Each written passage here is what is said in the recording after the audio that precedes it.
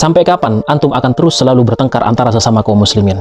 Kenapa perkara yang masalah khilafiyah dibesar-besarkan? Bukankah kita antara satu muslim dengan muslim yang lain, mukmin satu dengan mukmin yang lain, kal jasadil wahid, seperti anggota tubuh, bahwa persaudaraan kita antara sesama muslim itu hukumnya adalah wajib. Sementara saling toleransi, saling tawazun, tasamuh, menghargai pendapat orang lain, itu adalah hal yang harus dilakukan.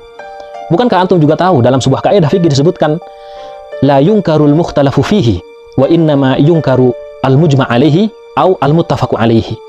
Perkara yang masih diperselisihkan oleh para ulama, tidak boleh seorang pun untuk mengingkarinya. Yang boleh untuk diingkari adalah perkara yang sudah diijma'kan oleh ulama, sudah diittifakkan oleh para ulama bahwa itu adalah perbuatan yang haram dan dilarang. Baru kemudian itu untuk diingkari.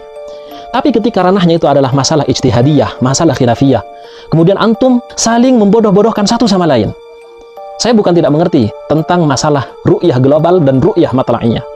Kalau ru'yah matla'iyah kemudian langsung dituduh bahwa yang mengikuti ru'yah matla'i yang lokal sebagai orang bodoh, sebagai orang jahil, itu juga tidak benar. Karena bagaimanapun ru'yah lokal itu adalah pendapat mu'tamad di dalam madhab Syafi'i.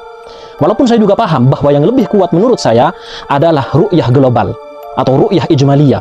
Kalau kemudian beralasan bahwa mereka yang mengikuti ru'yah lokal adalah karena dibodohi oleh orang-orang barat, saya juga paham ini, betapa peran Sykes-Picot itu mempengaruhi dengan pengaruh yang besar terhadap kaum muslimin. Tapi ingat, lahirnya pendapat ru'yah lokal itu jauh sebelum nation state. Kewajiban kita masih lebih banyak. Saudara-saudara kita yang tidak tertolong di Palestina membutuhkan suara kita, membutuhkan dukungan kita. Apa kemudian perkara yang masalah khilafiyah seperti ini dibesar-besarkan sampai saling membodoh-bodohkan? Mari kita bersikap proporsional, mari kita bersikap dewasa. Ingat, antum dengan antum sekalian adalah saudara. Jangan sampai saling menjatuhkan. Betapa banyak itu orang-orang yang sesat, orang-orang liberal, orang-orang sekularisme. Kenapa tidak kemudian antum kritisi dengan keras hal itu? Orang-orang yang menghina para sahabat. Tapi kenapa malah perkara yang khilafiyah yang kemudian antum pertajamkan sampai hampir terjadi gontok-gontokan antara satu muslim dengan muslim yang lainnya? Kalaupun ingin mengkritisi tentang masalah nation state, langsung ambil poinnya. Jangan kemudian membawa-bawa perkara yang khilafiyah yang sudah mu'tabar sejak dahulu.